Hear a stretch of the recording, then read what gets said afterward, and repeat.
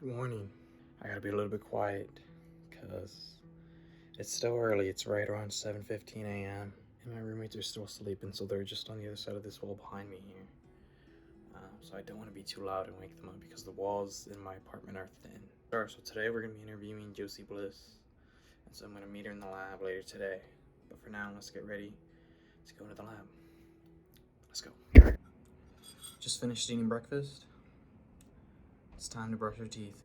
The best advice I'll ever give is to always brush your teeth.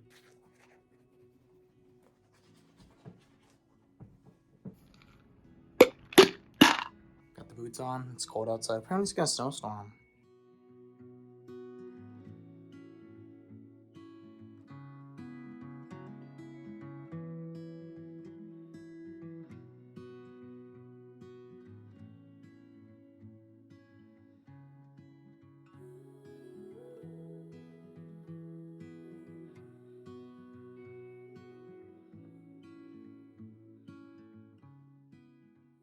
Just now arrived to the building, to the biology building. I'm now taking the elevator up to the lab. I'm in my lab right now. I'm doing some work at 10:30. I gotta meet with a couple grad students, and they're gonna show me this one specific program, this computer program.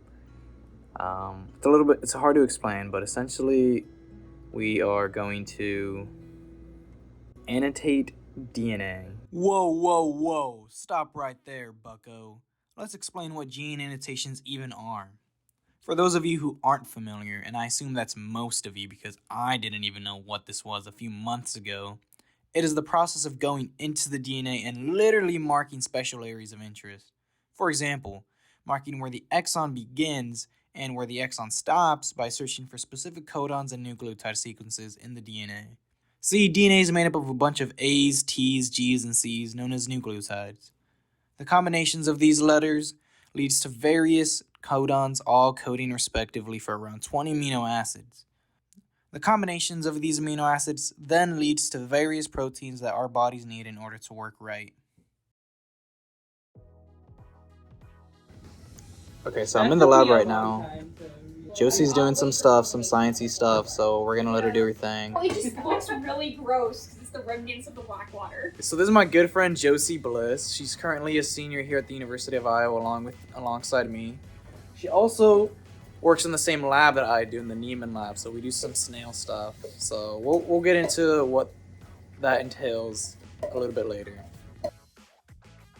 I actually started in the lab in high school.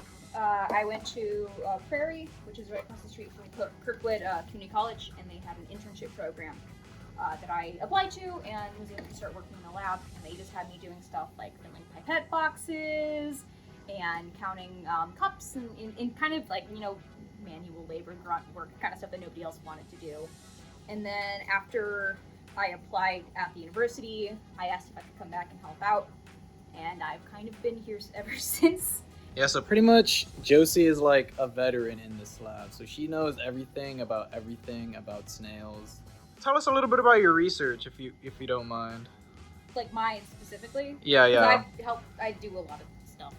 My primary project is on a phenomenon called endopolyploidy.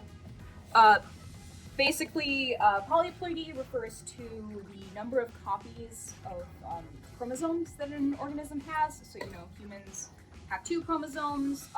Our snails in this lab, some of them have 3 copies, some of them have 4 copies. And my project is looking at, within a single individual, you will also find variation from cell to cell. In humans, for example, some of our liver cells actually have 8 copies, like a strawberry. And so this is true. Strawberries are octoploid. And so my project's been focused on basically taking our snails and doing some tests called flow cytometry to determine where the variation is in these different parts of the snail, which has required a lot of very precise dissection because I don't know if you've seen yet, our snails are incredibly small. Yes, that is right. They are indeed very, very tiny. Here's one on my finger. Less than 3 millimeters generally, and I am removing their brains. Good job. Stay in school, kid. So why do you like research? It's always really interested me. I've always wanted to learn more about animals. Sorry. And like how the world works.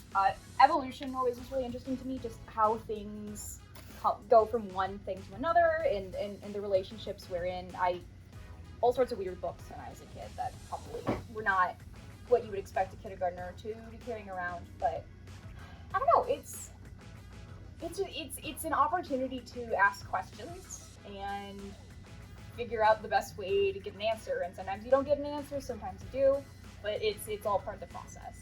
So, Josie, what is your advice? What is your message to anybody who's interested in doing anything in college, in science? If you have the opportunity to work in a lab, you should absolutely take it. One, it can open a lot of doors. It gives you, generally, it can give you like people that you can talk to, people who have been through similar situations can give you advice. It's a group to kind of rely on to a certain extent.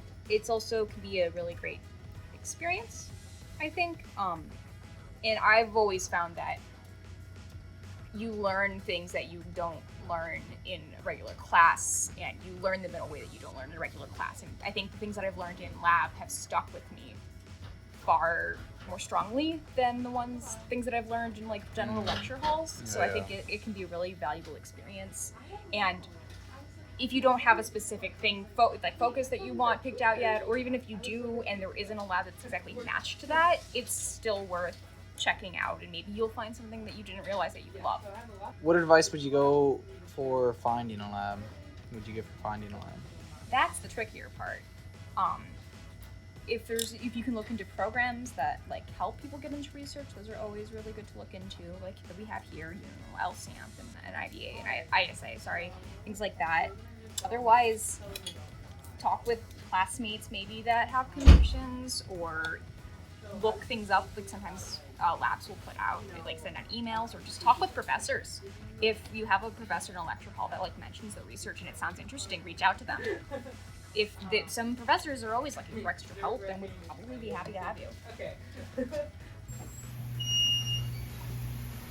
So this is the literal snail room, what it says on the plaque outside.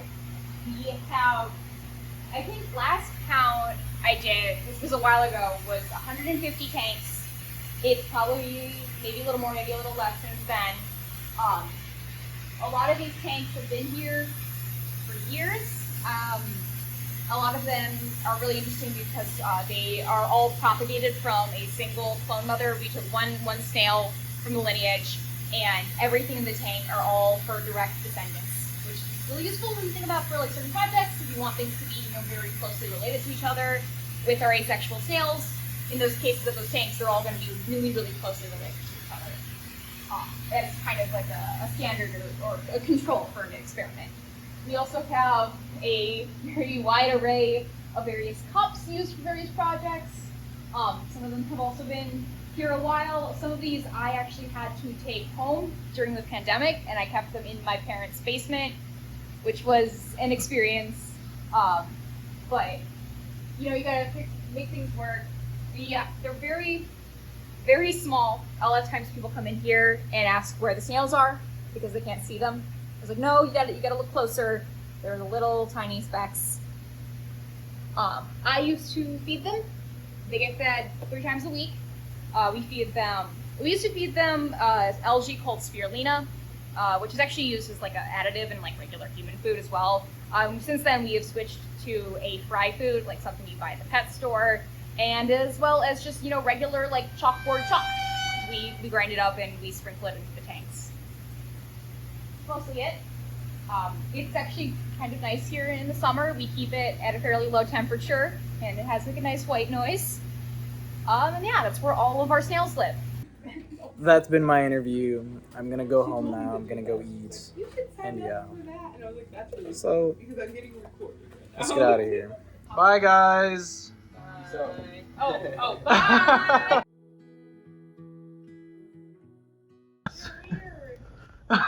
What?